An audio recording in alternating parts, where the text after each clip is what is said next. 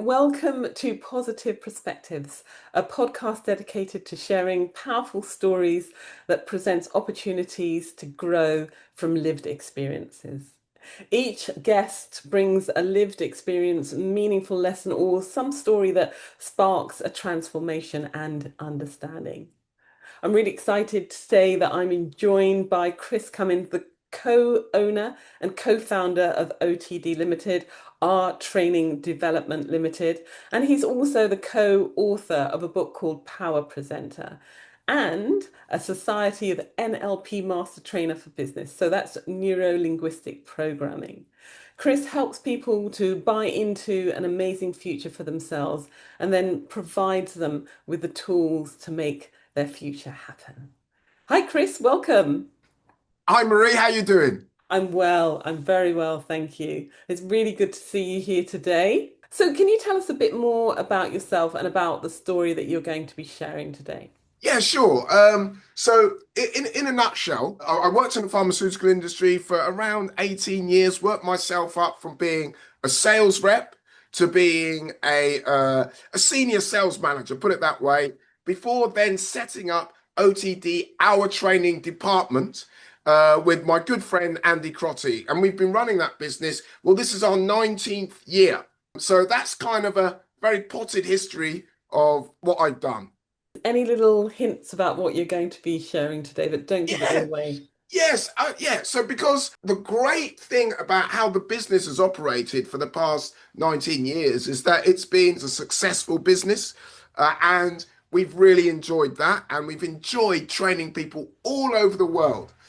But I think possibly, and you've been part of the conversations, Marie, let's face it, I think after the George Floyd murder, there was a lot of soul searching that was going on.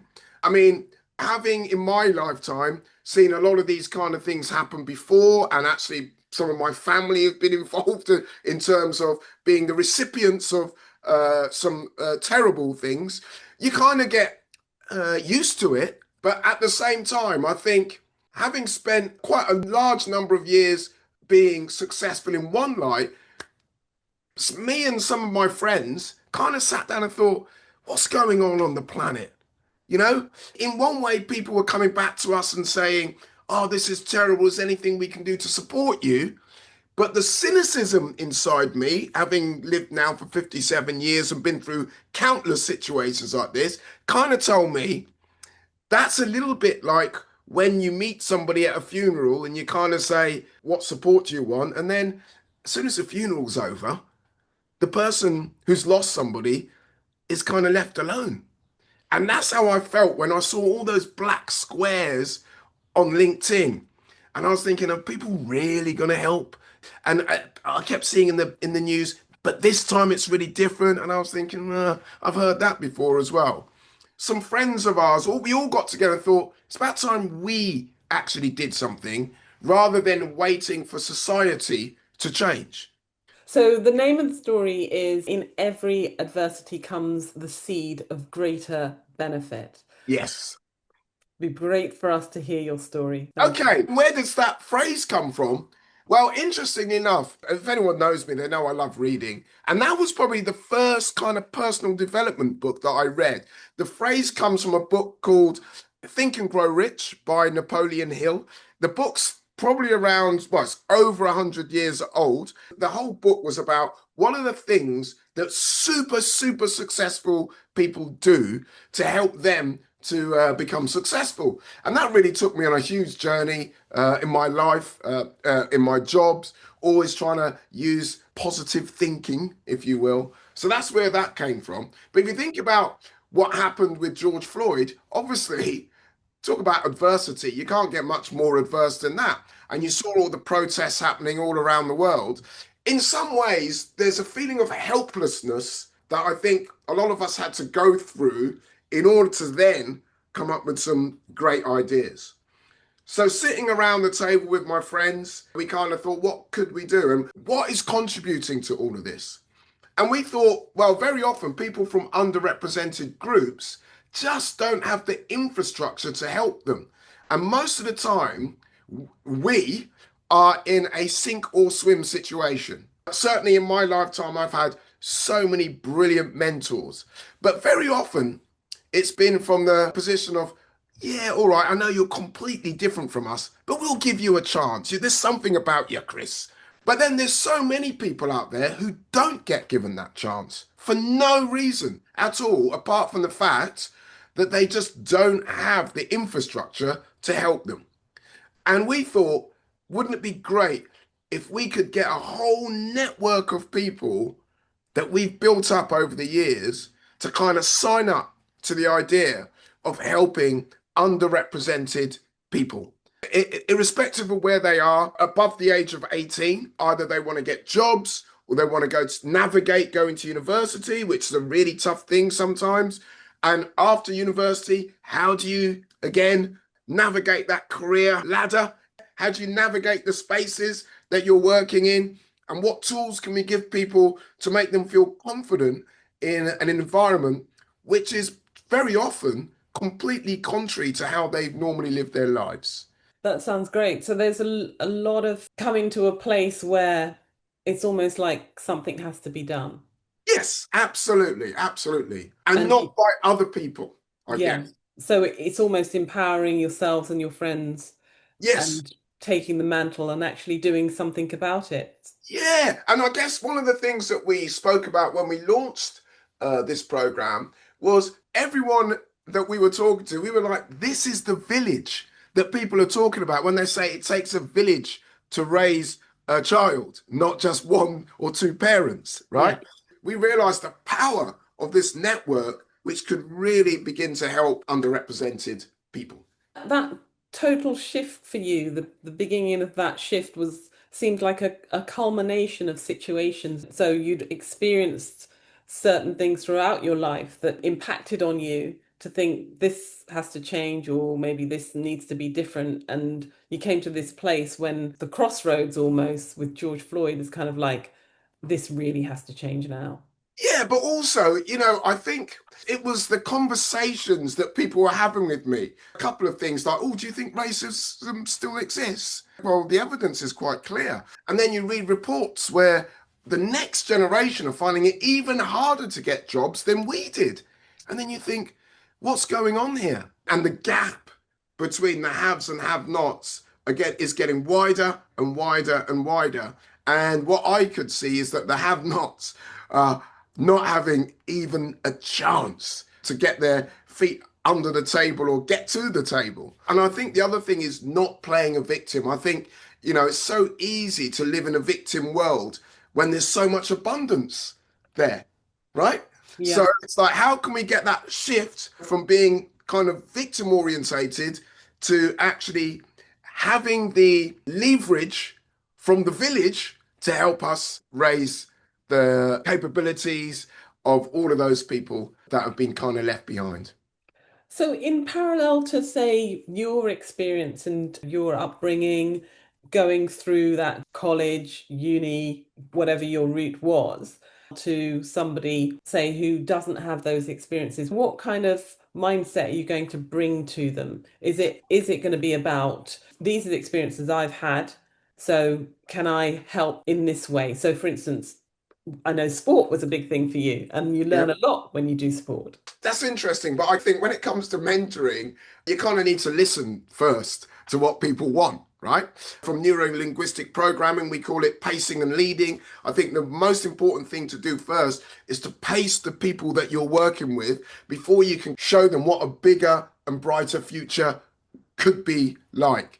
And I guess the other thing is being open to ask questions so that you can help people. I think that's really, really important. So, me going on about how great I am and what I've done in the past doesn't really cut it. I think what we've got to do as mentors is really listen. The easiest thing to do is belittle the next generation. And I hear it all the time. People are saying, they need validation for everything and all of that.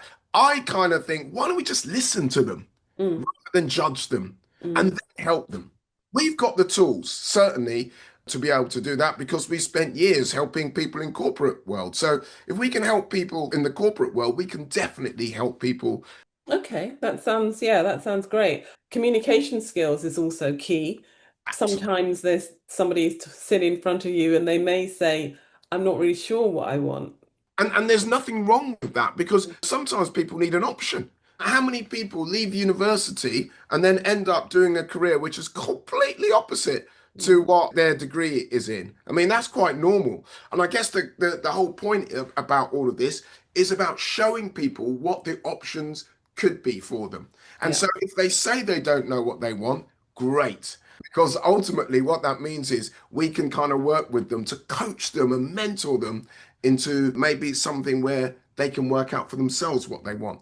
So if there was somebody in front of you who didn't have an idea, was not sure, but excited and passionate for the future, where do you think they could start in terms of their lifestyle or their life? I think one of the biggest skills, well, it's not even a skill, more of a state that you could have is a state of curiosity. And that this is why the Baseline Mentoring app is a great tool. You can go on there and kind of look at different people from all different walks of life and say, oh, I'll be quite interested to book some time with that person and find out a little bit more about A, what they do and whether that's something for me. A good friend of mine once had his daughter working at his workplace, and at the end of their time, he said to her, so, what do you think? And she said, well, at least I know now where I don't want to work. And I think this is really important for people. What we're basically saying is look at the app, look at the kind of roles that people have on the app, look at their experience, match to somebody, and then the whole process starts. And the first thing is, how can I put it? Kind of a mentee advantage, a clarity builder. So that's the first session is a clarity builder, getting clear about what the person really wants. Going back to that saying, it takes a village. That's the community of people and actually seeing or being able to access that when you Yep. probably wouldn't be able to in the first place. Exactly. And one of the things that we're going to have on the app as well is the community page. So if someone wants to know about fashion, but they don't really mentored on that, and you've got a fashion part on there, Marie, then it's perfect. They can go on chat, go onto your own personal website and start having a conversation that way. And that's the other thing, people are talking very much about the money flows out of the community too quickly. Well, here's an opportunity from a big picture perspective, once a lot of mentors put their businesses on the community page for people to start changing how that happens. It's a great opportunity for many people to get involved in this, both coaches, mentors, and also mentees too, and Yes, just people who would need support. Most young people need support, or somebody even to talk to, because they may not in their community have someone that they can talk to that's not within their community, absolutely. where they can just talk quite openly and freely about what's going on for them. Absolutely. And Marie, confidentiality, as we train all our mentors, that's going to be one of the most important things on there. And the other great thing is there's just a secure channel between mentor and mentee. I've literally just finished doing a mentoring session. So all of those things have been taken into consideration. If I were to ask you, we talked about where the crossroads started, but how long have you really kind of thought about supporting others in this way? 1998.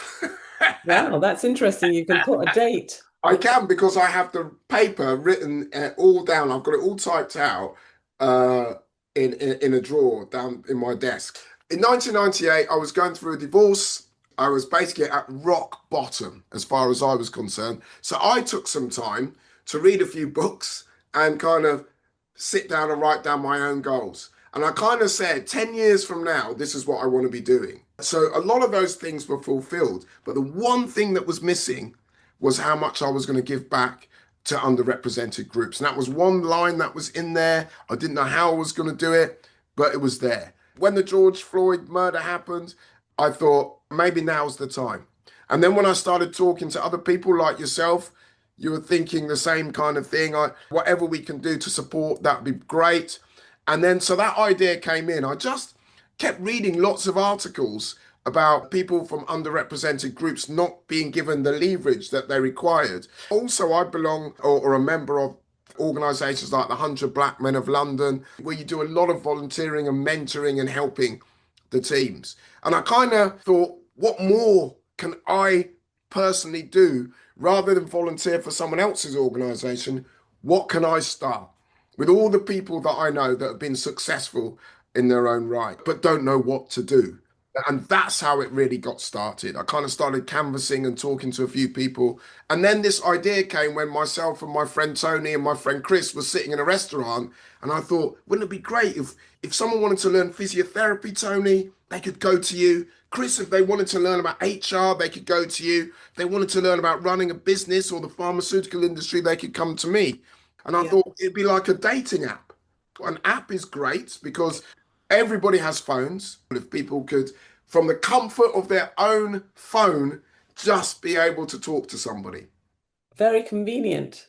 So that's quite a long journey Yeah, that you yeah, took with this. yeah. And how did you keep it alive? How did you keep that dream alive? One of the things I do is every day I have a set of cards which I read every single day. And obviously, as soon as I've achieved the thing, then I put the card aside. And so this idea of the app has been on those cards for about 4 years. And then suddenly I met with John, Tassa, and Brandon at the Birmingham Black Business Show, and they said they make apps. And I was thinking, well, we need one for our training department anyway. And as time went on, I thought, these guys, they could make the app that I've been envisaging in my mind. So I asked them, and they said, yeah, no problem. It'd be a challenge, but we can make it work. So that's the journey we've been on, and we've got to a point where we've got a workable app, which is Yeah, great. brilliant. Thank you for that. So, Chris, are there any closing thoughts that you would like to leave with our audience at all? Yeah, definitely. So, a couple of things. Firstly, what we're really hoping is that as we mentor these 18 plus people, they will become mentors. And we're creating a whole suite of tools really focused in four key areas. One is how to have great financial literacy. So that's one thing. One of the other things is health and well-being, and that's going to be spearheaded by my good friend Tony, being a world-leading top physiotherapist and having so much access to many doctors. So we're going to do something there on health and underrepresented groups. Career is another thing, because how do you navigate the workspace? I think that's a really, really important thing. So again, a lot of career material will be on the app. And then finally, mindset. And how do you manage your mind? How do you think about what you think about? And how can that really help you? So those are the four areas that we're going to really help focusing on as we bring mentors in. So I would say, even if you think, oh, I've only got about half an hour a month to help people, well, that's better than no hours a month. Hmm. So even if you've got the tiniest amount of time, the app could work for you. It's a really simple and inexpensive way of getting involved and being part of the village. Thank you, Chris. Thank you so much for sharing your story. Really enlightening. There's so many positives. The whole idea of community is something that we really need to get back to, and supporting each other as well. And the process of keeping that dream alive, keeping those cards and looking at those on a daily basis so that it reminds you the direction that you're going and what you want to do and how you want to do it as well. So that's great. And if there's one takeaway you've got for our listeners today, what that might be. All I would say is join up, get involved, become part of the movement so we can really turn this into something which really helps underrepresented people. Thank you for sharing your story, your ideas, and we're looking forward to see what an amazing impact baseline mentoring is going to be in our community. Thank you. Fantastic. Thank you so much, Marie.